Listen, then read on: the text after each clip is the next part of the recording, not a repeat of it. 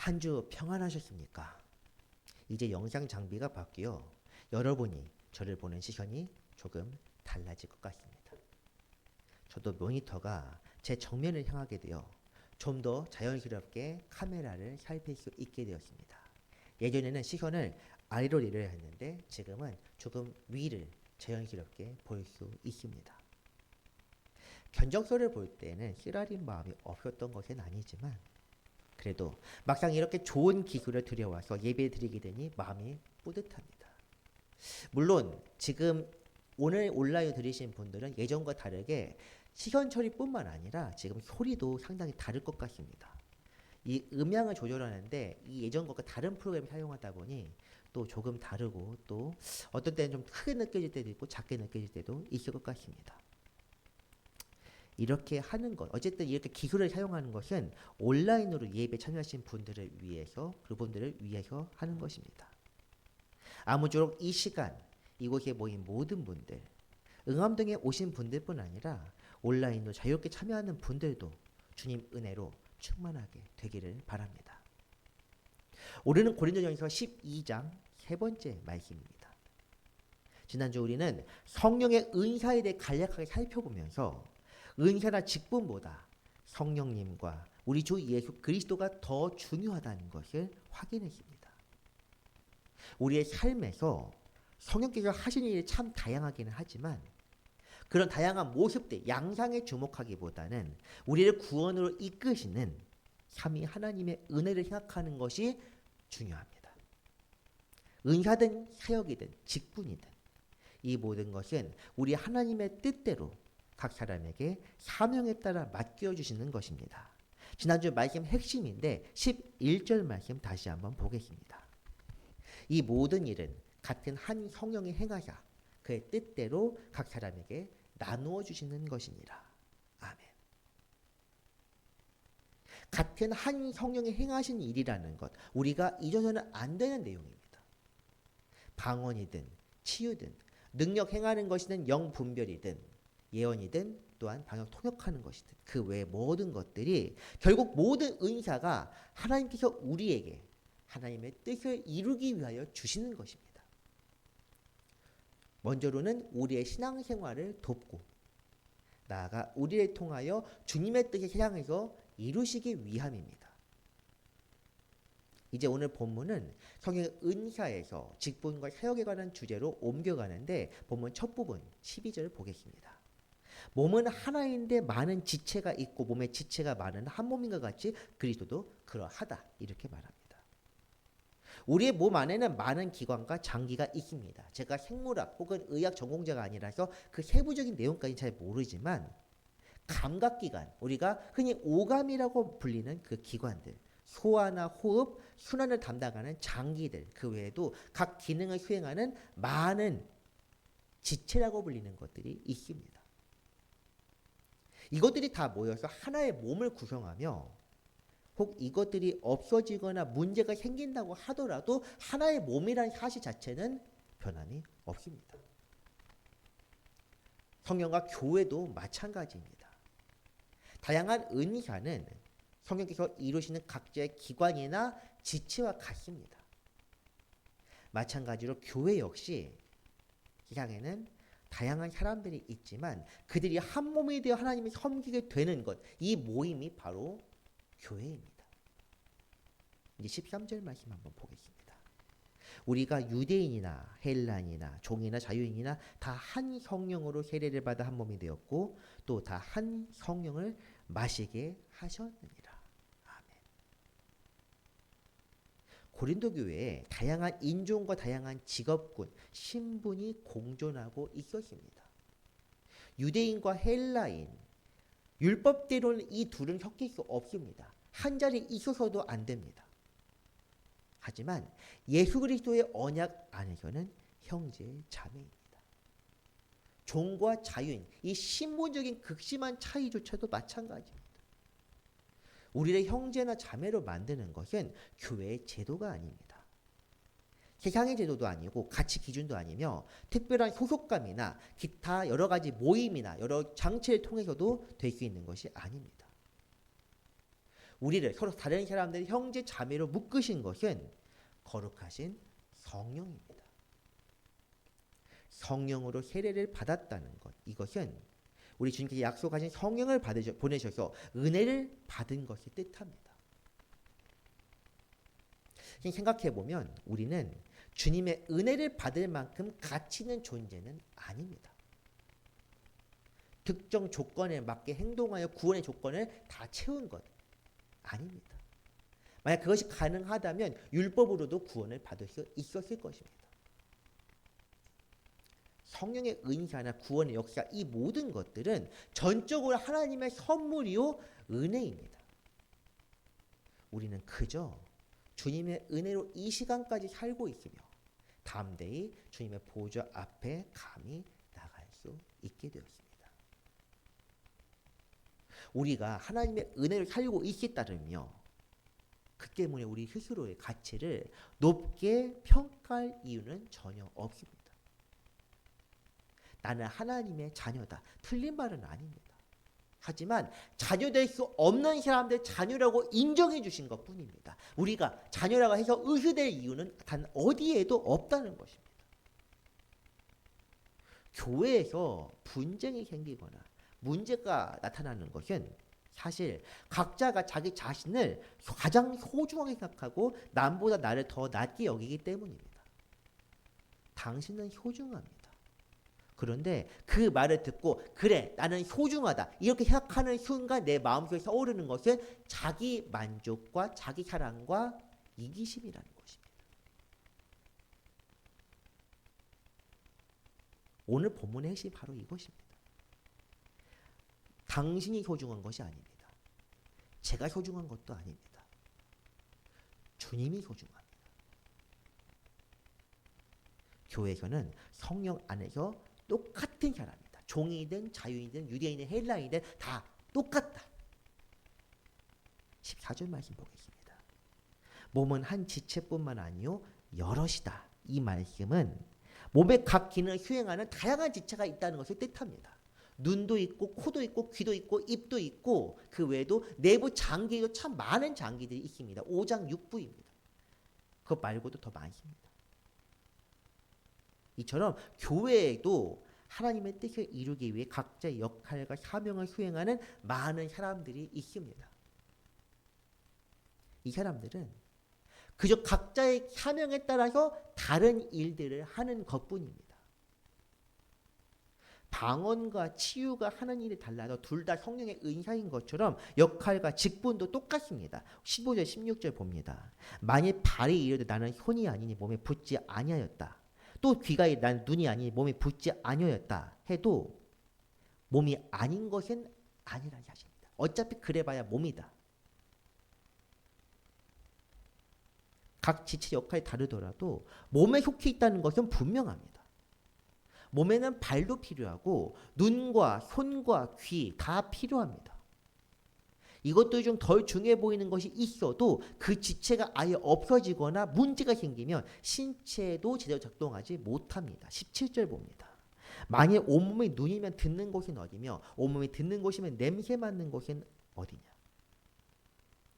우리가 흔히 오감 중에서 몇 가지 얘기합니다. 가장 중요한 것은 어디입니까? 그리고 보는 것이 좋지 않느냐. 듣는 것이 낫다. 아니다. 말하는 것이 낫다. 뭐 이것저것 여러 가지 이야기를 하지만은 좀 더 나아 보이는 것이 있다고 해서 모든 기관을 다 그것을 바꿀 수는 없습니다.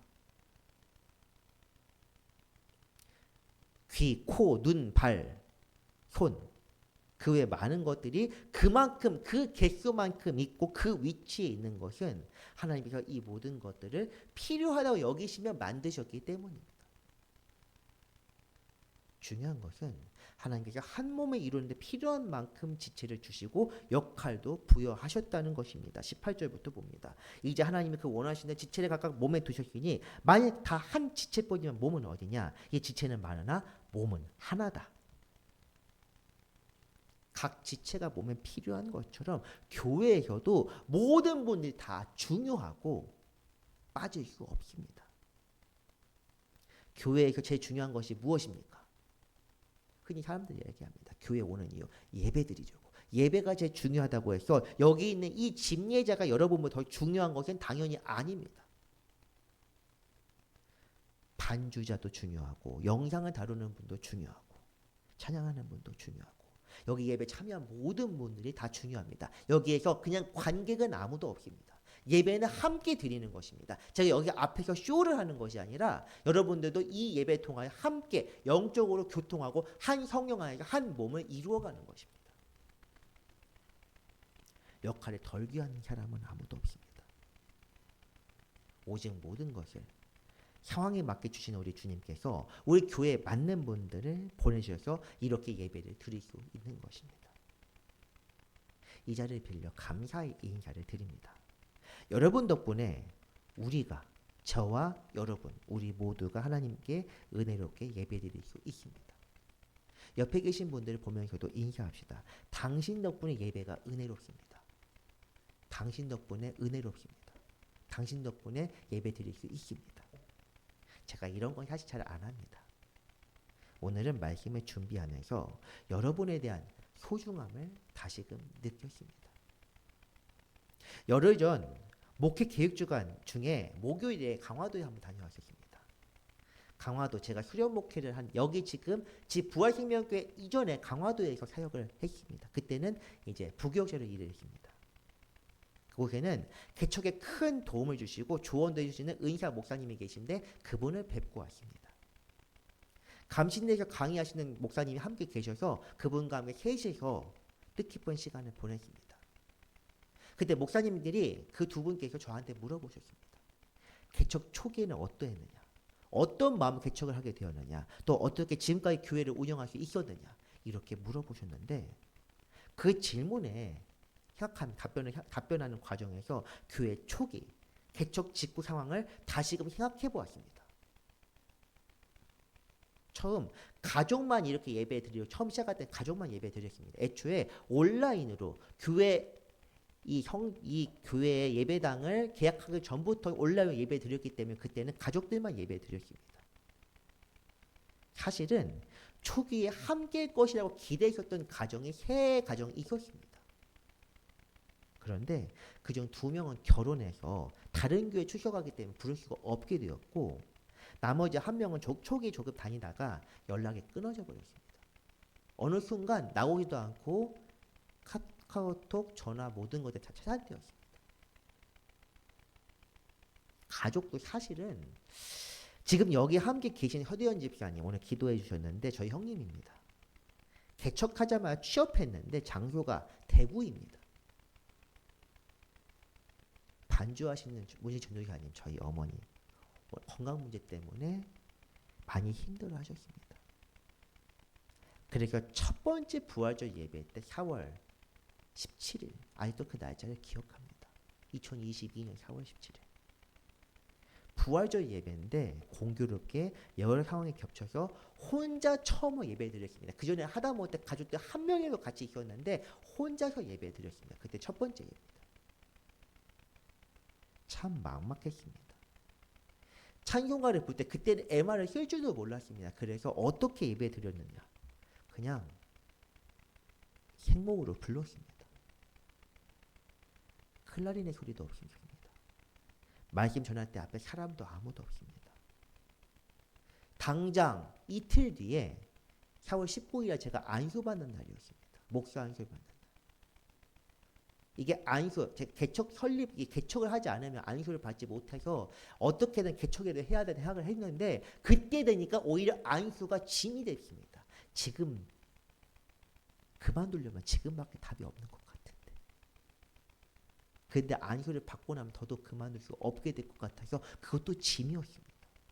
그리고 그 다음 주 4월 24일, 2020년 4월 24일이 뭐 다들 아시겠지만 설립 예배입니다. 설립 기념 예배.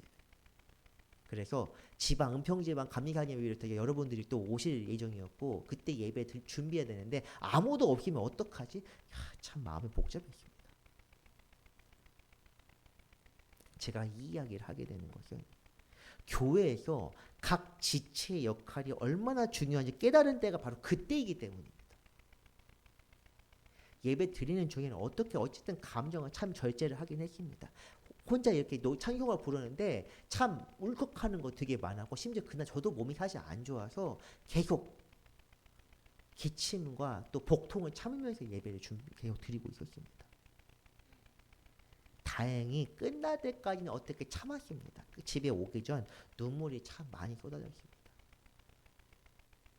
지금은 이렇게 함께하기 위해서 다행입니다. 온라인으로 또 함께하신 분들도 있습니다. 그 외에도 생각지 못한 분들이 함께해 주시고 온라인으로 예배 참여하시고 한 번씩 신방도 할 수 있어서 참 좋습니다.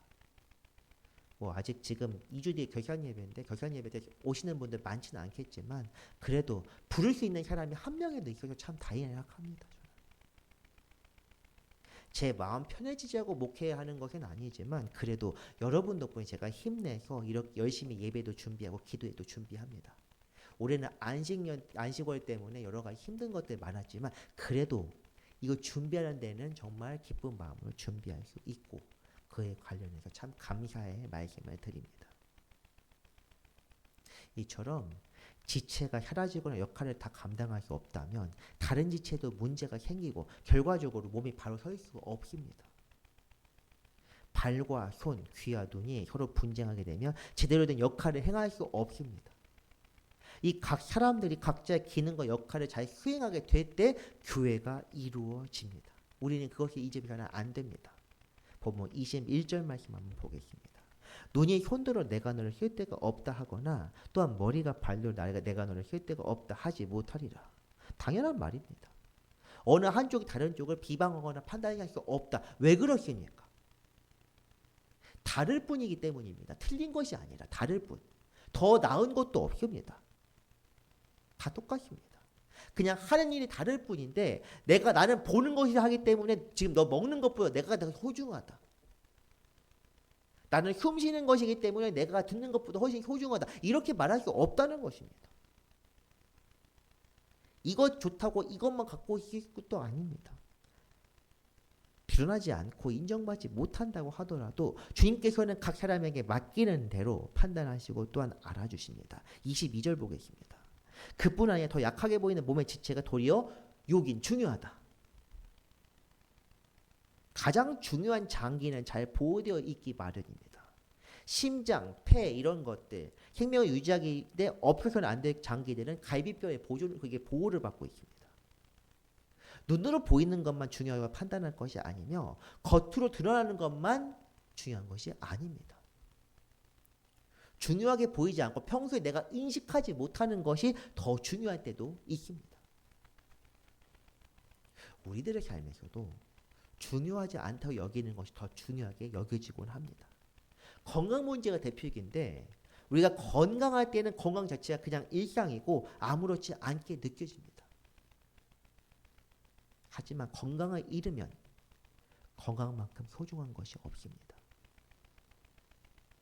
하나님은 우리를 지으실 때 지체와 기관, 장기를 각각 필요하게 만드시고 잘 작동되도록 하셨습니다. 선천적으로 병이 있는 분에게 참 죄송한 말씀이긴 합니다. 어쨌든 필요 없는 것은 없습니다. 이처럼 우리 삶에서도 필요 없거나 덜 중요한 것은 없습니다. 우리의 인생에서 쓸모없는 것처럼 여겼던 것들, 우리의 어떤 필요한 어떤 장기 지체들이나 혹은 경험들, 혹은 주변 사람들 이런 것들 다 마찬가지입니다. 돌아보면 의미가 있는 것들 뿐입니다. 하다못해 반면교사로 사용되는 경험들도 있습니다. 중요한 건 우리 개인의 삶이든 교회든 주님 앞에서는 모든 것들이 다 의미가 있다는 사실입니다. 참새 한 마리도 하나님 앞에서 잊혀지지 않는다는 성경 말씀 한번 생각해 봅시다. 우리는 참새보다 귀하고 우리의 삶이 하나님 보시기에 다른 만물보다 더 귀하다. 성경이 그렇게 말씀합니다.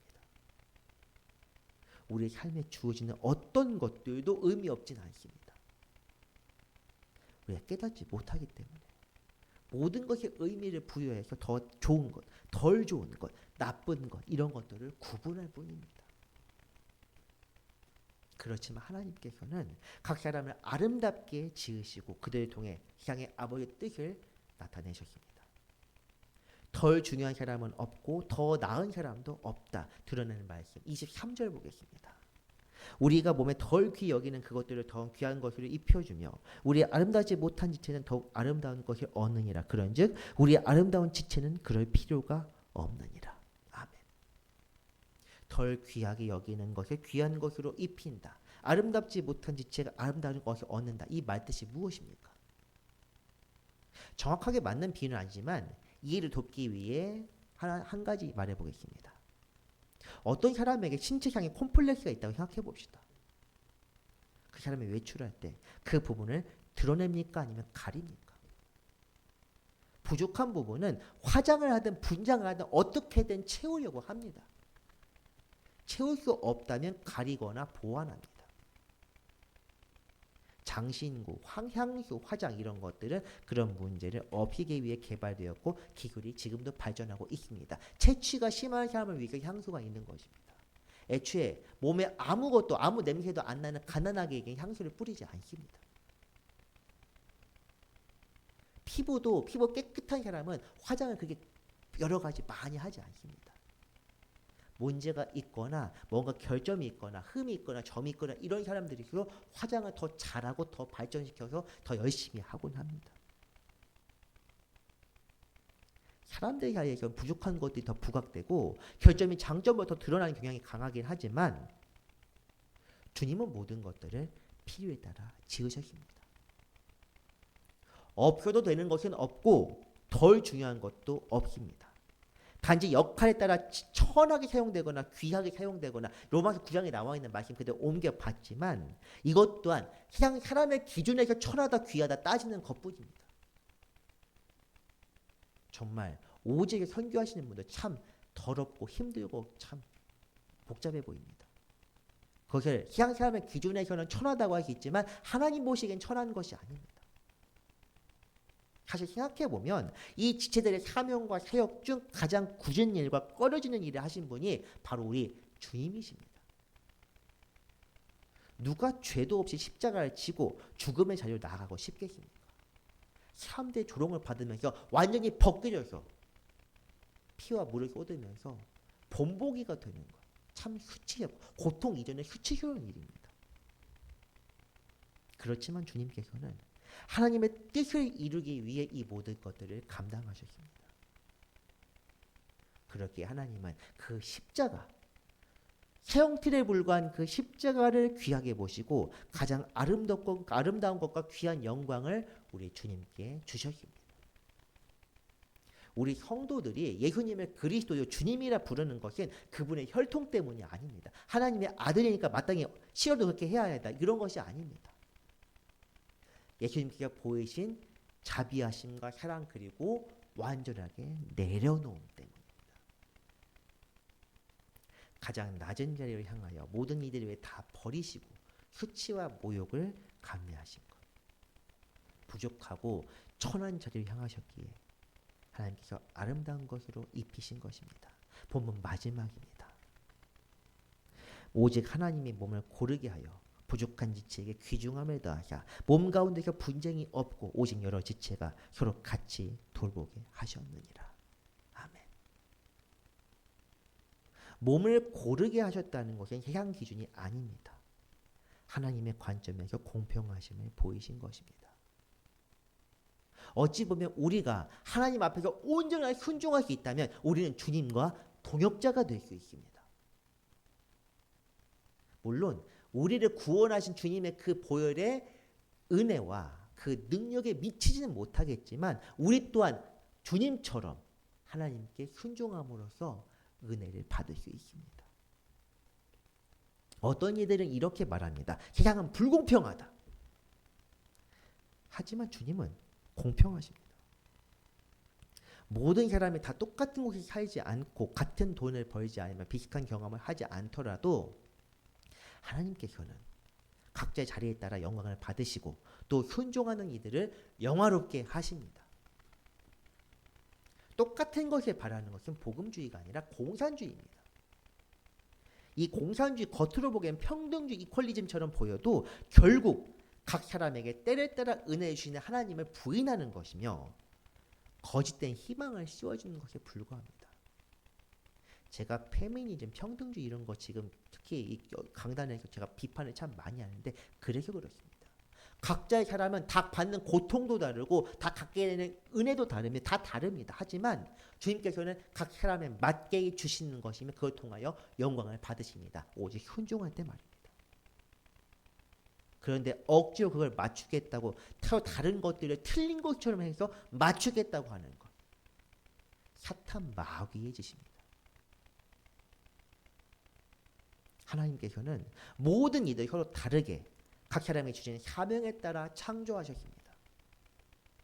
그렇지만 세상에서 볼 때 불평등해 보이더라도 그분은 그 어떤 이도 차별하지 않으십니다. 유대인이든 이방인이든 종이든 자유인이든 주인이든 높은 사람이든 다 똑같습니다. 교회란 바로 이런 것입니다. 이렇게 서로 다른 사람들이 하나 되어 한 분이신 주님을 섬기는 것, 그것이 바로 교회입니다. 동일한 조건을 만들고 동일한 보상을 주는 것이 아닙니다. 오직 하나님께 주시는 차이를 인정하되 서로 사랑하면서 주 안에서 품는 것입니다. 배려와 관용, 더 큰 사랑, 이것이 바로 하나님의 공동체입니다. 사랑하는 성도 여러분, 사람이라면 더 큰 성공과 명예, 부를 꿈꾸는 것이 당연합니다. 남들보다 더 높은 자리에 올라 내 명예를 드높이고 겸사겸사 하나님께 영광을 돌리고 싶은 것이 사람의 기본적인 심리입니다. 그렇지만 이것이 부추기는 것이 하나님이 아니요 세상입니다. 마귀가 부추깁니다. 우리는 그런 말에 현혹되어서는 안 됩니다.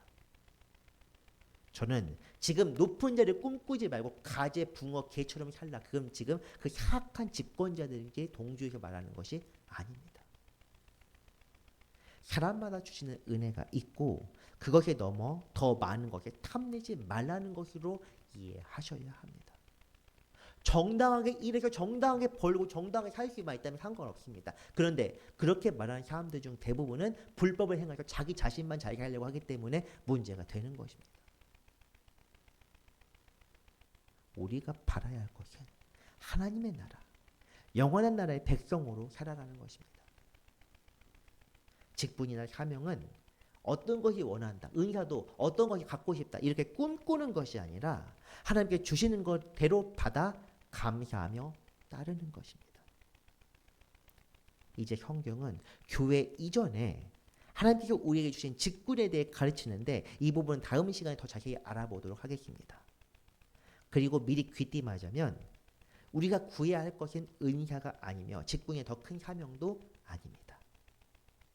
우리가 구해야 할 것은 고린도전서 대표 말씀이라고 할 수 있는 13장의 주제, 바로 사랑입니다. 말씀을 정리합니다. 하나님께서는 각 사람을 서로 다르게 창조하시고 그들을 통해 하나님의 뜻을 이루어 가십니다. 이 지체들이 각자의 역할을 올바로 수행할 때 그리스도의 몸인 교회가 하나님 보시기에 아름답게 될 수 있습니다. 그렇게 우리는 세상에서의 부와 명예, 성공을 탐할 것이 아니라 오직 하나님의 뜻 안에서 화합하며 사랑해야 합니다. 오늘도 주님 안에서 복음대로 살아가는 귀한 성도 되시기를 주님의 이름으로 간절히 권합니다. 기도하겠습니다. 우리에게 참 소망을 주시는 하나님 아버지 감사드립니다. 선한 은혜로 우리를 붙드시고 귀한 말씀으로 날마다 우리에게 말씀하셔서 우리도 복음에 따라 살게 하신 은혜에 감사합니다. 주여, 우리를 부르셨사오니 주님의 뜻대로 사용하여 주옵소서. 주 안에서 살아가며 그 뜻에 순종하게 하시고 우리가 주님의 몸된 교회 지체로서 사명 잘 감당하게 하옵소서. 예수 그리스도의 이름으로 기도합니다. 아멘.